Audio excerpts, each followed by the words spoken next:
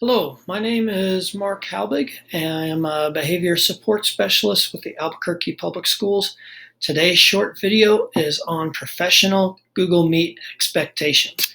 We will have another video that is about student expectations, but for this one, we're going to focus on ourselves.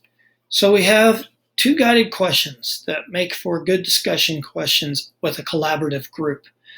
And when we give these tips for professional expectations, which is the most unique to this time period of COVID, and in terms of the professional expectations, we go over what do you consider their order of importance in terms of modeling for students and successful Google Meets.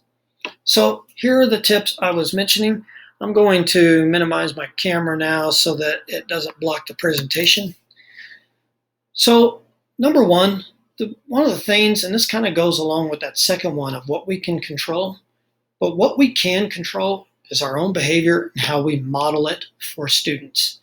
That may be the most effective tool we have in this online environment, is modeling our own behavior and accepting what we can and can't control. Another thing to keep in mind in terms of professional expectations is this is a whole new level of accountability. We are in students' homes. Guardians, whether it's aunts, uncles, grandparents, family friend, other siblings, they can all be watching, they can all be recording.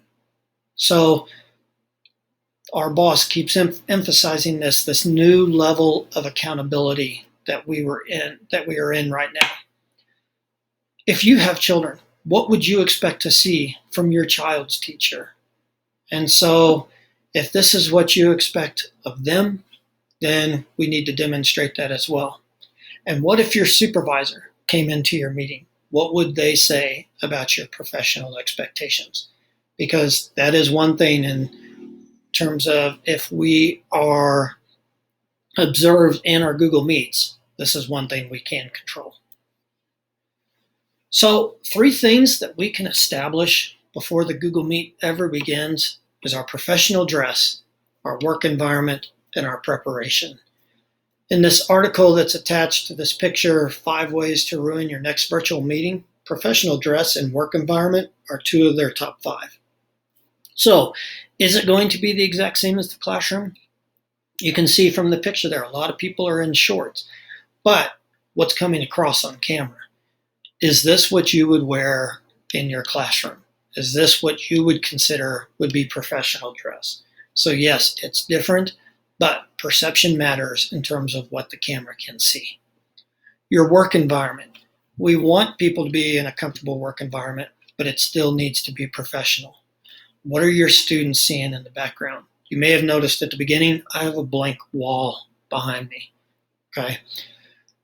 What location in the rooms are you choosing?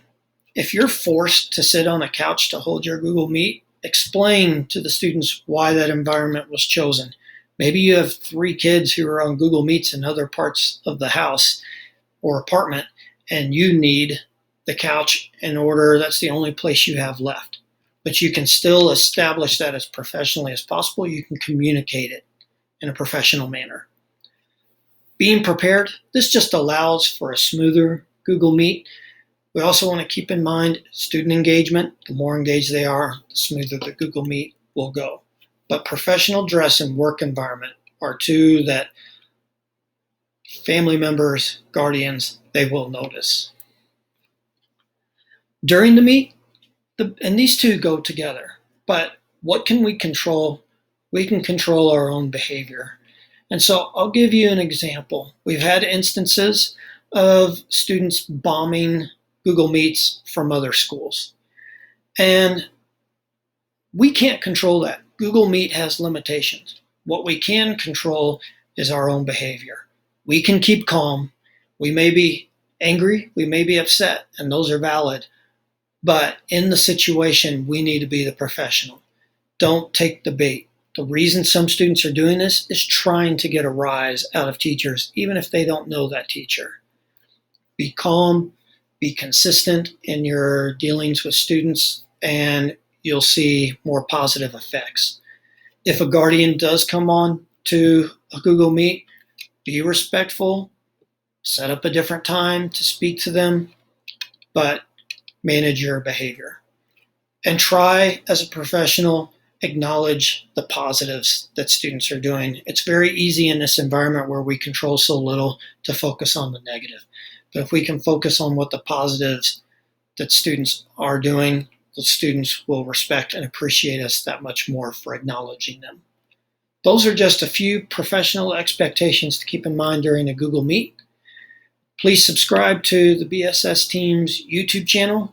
If there's any particular content you'd like to see, please let us know. You can also email us at bss@aps.edu. Thank you for your time. Have a good day.